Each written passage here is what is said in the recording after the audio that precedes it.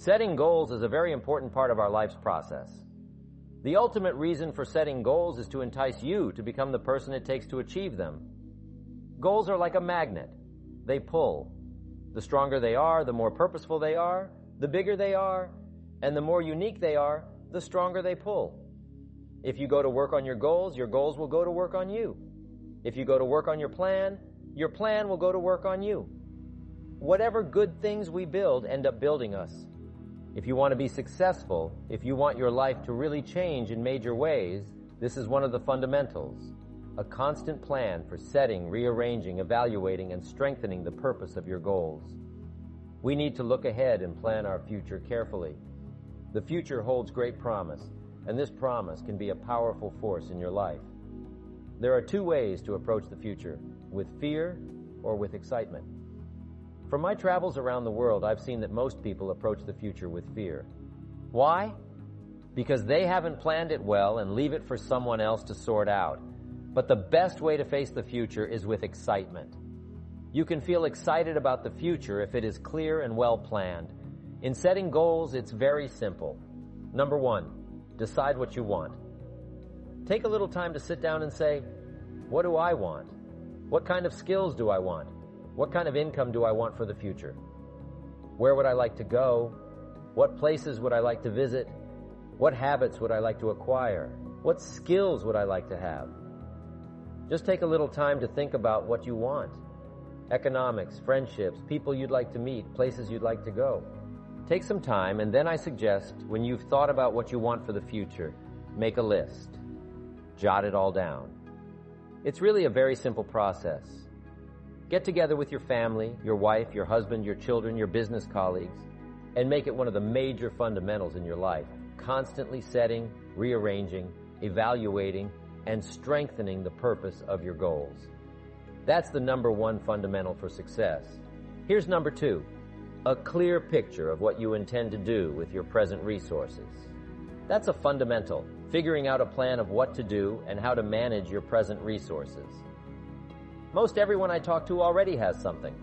The big question is, what are you doing with it? Most everyone has some time, some resources, some money or a paycheck or some kind of resources. They have some kind of net worth. The big question is, what are you doing with it? Where are you investing it? Where are you putting it? You need to understand about society and money. You need to know how to earn it, where it comes from, and how to manage it. Kids should learn early what to do with money. If a child spends their dollar right away, they're learning bad habits. These habits often stick with them as they grow older. We usually stick to the money plans we learn as kids. We teach about money in terms of the goose that lays the golden eggs. You should be a happy taxpayer. Some of your money should go into banks so successful people can borrow it to start businesses and employ more people. You should also give some money to charity. It's important to have a plan for managing your money so that you don't end up broke at 65. You should have enough to share and enjoy. Make a plan to use all your resources wisely. What I mean is, we all need a steady plan for learning, a steady plan for visiting the library, and a steady plan for attending lectures and seminars. Many folks only stumble upon ideas sporadically, maybe when chatting with someone or stumbling upon a helpful book. When you listen to a sermon, make sure to bring along your journal to jot down notes. Wherever you go, make a point to gather knowledge intentionally. Do it consistently, every day, without fail. We also need a regular plan for reading books. Many people read randomly or not at all, without a clear plan for selecting the right books. Unfortunately, those who opt for comics over classics miss out on valuable insights that could truly enhance their lives, simply because they lack direction. Here's a good thought to consider. Rarely does a good idea interrupt you. Good ideas must be pursued. You must go where they are. You must seek them out. There's an important Bible phrase that says, if you seek, if you search, you will find. Sure enough, a consistent plan for gathering knowledge, reading books, attending lectures, putting together ideas, and having a place to capture them, like a journal, where you can repeat them and go over them, is fundamental. If you follow this, it will put you in the top 5%. Guess how many people have a consistent plan for the gathering of knowledge? The answer is very few. What you want to be is one of the very few.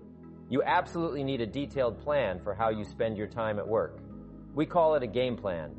Many folks just try to figure out their day, week, or month in their heads. They wake up thinking, I have to go to work, and that's about it. But having a game plan, a plan for your finances, work time, and personal time is crucial. Your family needs a game plan to ensure you don't miss out on important things that contribute to your success. The kids, mom, dad, everyone needs a game plan. Whether you're in business or not, having a detailed plan for how you use your work time is essential. In the leadership seminar, we talk about how to put together this detailed plan for the day, for the week, for the month, and how to stretch out a plan for 6 months and per year. In doing business around the world, we found that you have to detail the plans in great detail. Otherwise, sure enough, you're going to miss something. I can promise you that a detailed plan for the use of your work time will put you in the top 5% because most people don't have one. Mr. Showoff shared with me when I first met him, when I was 25 years old. He said, Jim, to do better, you've got to get around the right people. If you have a constant association with people who can better your life and better your lifestyle, you can't believe the progress that you can make. An association of people with common interest in progress, success, ideas, and philosophy. I have a good phrase for you. Never mistake the power of influence. The man says, well, I live here, but it doesn't really bother me. See, that's not true. He says, I'm around these people, but they really don't bother me. See, that's not true. Whoever you're around, whoever you're with, is exerting some kind of influence on your life. What you must do, and this would be the good year to do it, the first year you've heard about it, is make plans to get around the right people. People who talk positive ideas, people who talk philosophy, the refinement of philosophy. See, just the latest joke won't help. You've got to get around people who read, people who are successful, and people who are growing and changing. Otherwise, your influence is going to be in the opposite direction. I know most of us, wherever we work, have to be around some negative influences, but what you must do is counterbalance that by associating with the right people, getting around the right people who can help to change your life for the better. Associating with the right people on a constant, consistent basis. Work on that one, if you will. Work on an association with the right people who can help you grow financially, personally, spiritually, and socially. Sure enough, it will put you in the top 5%. Guess how many people have an association with people of common interest in progress, success, ideas, and philosophy? The answer is very few. But be one of the few. Mr. Showoff taught me this one when I first met him at age 25. He called it lifestyle, learning how to live. A constant plan for figuring out ways to live uniquely and to enjoy your present substance. Lifestyle is the challenge of learning how to live well. See, if you earned well and didn't live well, that would be pitiful. If a man made a great deal of money, but his personality didn't change and his lifestyle didn't change, his uniqueness didn't change, see, that would be pitiful. It's pitiful to find a man in a $500,000 home who is, sure enough, a $5,000 man, learning the skills of lifestyle, what to do with your money so that you get joy from it. Showoff taught me the simplest little things like tipping. He taught me what the word tip meant. I didn't know. I'm from a little farm community. What did I know about tipping? He said, tip. The word tip comes from a little phrase called to ensure promptness. The more I thought about that, the more I understood what he meant. If a tip is to ensure promptness, when should you give it?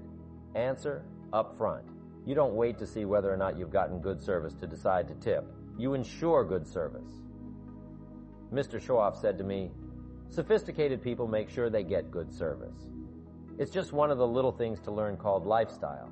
How to enjoy your family, how to enjoy your money, how to enjoy your time and your substance, how to enjoy your own thoughts, figuring out ways to anticipate your family's needs, and doing it with joy instead of animosity, getting great delight in the substance you now have. Most people say, if I had more money, I'd be happier. But happiness is something you have to work on besides money because the money won't make you happy. One of life's greatest lessons is realizing the vast potential for learning. There's almost nothing you can't learn if you put your mind to it. You could even learn multiple languages. There are countless skills waiting for you to develop. It's crucial to have a timetable and a plan for honing these skills. Don't settle for less than your full potential. Imagine reaching the end of your life and realizing you've only lived a fraction of it, missing out on becoming the person you could have been, and neglecting the skills you could have mastered. Developing your personal skills requires discipline, but it's incredibly rewarding. Attend classes, do everything you can to learn and grow, whether it's leadership, diplomacy, language, or business skills. Make sure you prioritize the development of all your personal skills. Keeping my old list of goals, I'm telling you, this served me so well. Keeping my old list of goals, I look back now 10, 20 years ago at goals I set, lists I made, and I smile now because here's what I thought was so important 20 years ago. Now some of those things aren't even on my list. I've got a new list. I've grown. I've changed. I've matured. But I give you that advice. Decide what you want. Number 2, write it down. Number 3, keep the old list. And then here's number 4. When you get something that's on one of these lists, check it off. Part of the fun of having a list is checking it off. And if you can add some drama to checking it off, see, that's what really helps. I set a goal to go to Spain many, many years ago. And when I finally made my first trip to Spain, I had that journal with me that had that list in it. While I had my journal on my lap waiting for the wheels to touch down in Madrid, I waited until the wheels touched the runway and I checked it off. I'm just adding a little drama. So part of the fun of having a list is checking it off. Now here's what's important about the list and designing your future. If the future gets clear, the price gets easier. You've got to remember, for every promise, there's a price to pay. Everybody's got to pay the price. Everybody's got to do the deal. Everybody's got to do the disciplines. Everybody has to pay, but here's what I've discovered. If the promise is clear and powerful, the price is easy to pay. Setting goals is plain hard work. It's work. I know it's work. That's why a lot of people just let it slide. It's work. Many people work hard on their jobs, but they don't work hard on their futures. They just let that slide, and the work involved is making plans. I know most people don't. I understand that. But don't let that be you. A guy says, well, yeah, you work where I work. By the time you struggle home, it's late. You've got to eat a bite of supper, watch a little TV, get to bed. You can't sit up half the night planning. And the guy's a good worker, a hard worker, sincere. But you got to be better than sincere and working hard. You got to be better than a good worker. You've got to be a good planner. Somebody once wisely said, the people who fail to plan are planning to fail. Well said. Put your goals in your journal because one of the major people you want to study is yourself. So here's the list of goals I put together 3 weeks ago. Here's the list of goals I put together 2 years ago. Here are some of the changes I made. Rearranging my priorities, scratching these off, putting these on, and achieving these. Study your accomplishments and your desires. Put them on paper, write them down. Here's another reason for writing your goals down. It shows you're serious about doing better. And to do better, you've got to get serious. You don't have to be grim, but you must be serious. I used to have an affliction called passive hope. It's an affliction. It's bad. Probably what's even worse than that is happy hope. Now that is really bad. That's bad happy hope. So get serious about your goals. Put them on paper. Write them down. There are all kinds of goals. His goals, her goals, their goals, business goals, financial independence goals, family goals. There are so many things to work on that if you don't get busy and work on it, sure enough, the time will pass. And sure enough, 5 years from now, you'll wind up where you don't want to be, wearing what you don't want to wear, driving what you don't want to drive, and being what you don't want to be. Now's the time to fix it. And here's one of the important phrases of the evening. Your goals are affecting you, whatever they are. Your goals affect your handshake, your attitude, and your personality. Your goals affect the way you walk, the way you talk, the way you dress. All day long, we're being affected by our goals. Now, some people have goals, but they have such lousy goals that the effect is bad. I asked a guy one time, what are your goals for this month? The guy said, look, if I could just scrape up enough money to pay these lousy bills. That was his goal. I'm not saying it isn't a goal, it's a goal. But it's such a lousy goal that the effect is bad. You don't jump out of bed on Monday morning and say, oh boy, another chance to go out and scrape up the money to pay my lousy bills. See, you don't do that. Usually you say, oh, not another Monday. Some people have so given up on life that they have joined the Thank God It's Friday Club. How sad. Everybody hopes things will get better. Everybody hopes. Poor people hope. That ought to tell you something. It means the future does not get better by hope. It gets better by plan. In conclusion, reaching success means you need to regularly set, check, and improve your goals. Your goals affect everything about you, how you think, act, and feel.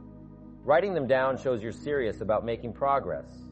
Hope alone won't get you there. You need a plan. A clear future and detailed goals are key to handling life's challenges and finding success in your finances, personal life, and career. Be around people who inspire you and help you grow.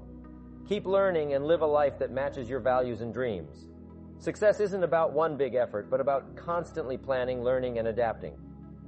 Focus on your goals and adjust as needed, and you'll be among the top achievers. Take this journey seriously, and you'll not only reach your goals, but also find deep satisfaction in living a purposeful life.